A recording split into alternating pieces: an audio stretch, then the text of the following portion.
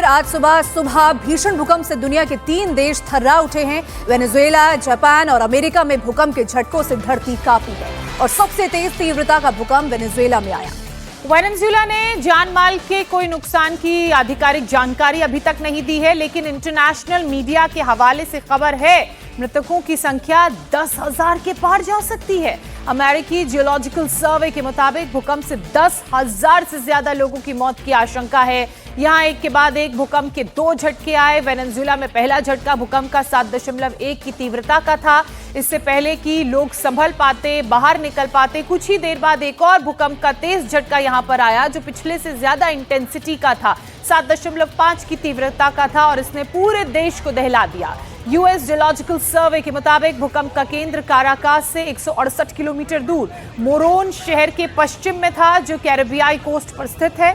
भूकंप का केंद्र जमीन से 13 किलोमीटर नीचे था। भूकंप के जोरदार झटकों से काराकास में कई बिल्डिंग्स को भारी नुकसान पहुंचा है। तस्वीरें आप देख रहे हैं। इसके अलावा जापान, अमेरिका में भी भूकंप के ये झटके महसूस किए गए। अगर वेनेजुएला की बात की जाए तो कई इमारतों में दरारें तक आ गई।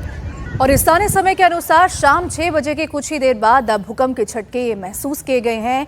काराकास में लोग हिलती हुई इमारतों से बाहर निकल आए और वहीं रुके हुए रहे।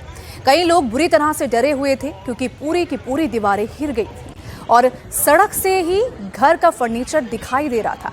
काराकास के 2 इलाकों में धूल के गुबार भी देखे गए। हालात ये हैं कि अंधेरा होने के बाद भी लोग सड़कों पर ही डटे हुए हैं। तो 3 तस्वीरें आपको स्क्रीन पर दिखा रहे हैं, एक वेनेजुएला की तस्वीर, एक जापान की और एक अमेरिका की। ये तीनों तस्वीरें ये बताती है कि भूकंप के तेज झटके किस तरीके से तबाही का मंजर दिखा रहे हैं। भीषण भूकंप के बाद वेनेजुएला की कार्यवाहक राष्ट्रपति डेल्सी रॉड्रिग्स ने राष्ट्रीय आपातकाल घोषित कर दिया है, नेशनल इमरजेंसी। हालांकि अभी तक सरकार ने किसी मौत के आधिकारिक आंकड़े की पुष्टि नहीं की है और ना ही इस तरह का कोई आंकड़ा जारी किया है। स्थानीय मीडिया के मुताबिक भूकंप से भारी नुकसान तो हुआ है।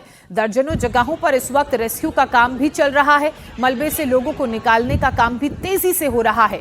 कई जगहों पर रेस्क्यू टीमें एक्टिव हो चुकी हैं। भूकंप की वजह से लोगों को और जानमाल का बहुत नुकसान हुआ है। स्थानीय समय के मुताबिक शाम 6 बजे ये भूकंप आया, जिसके बाद एकदम से अंधेरा हो गया। रात होने की वजह से रेस्क्यू के काम में काफी दिक्कतें आई। ये बहुत चैलेंजिंग हो गया।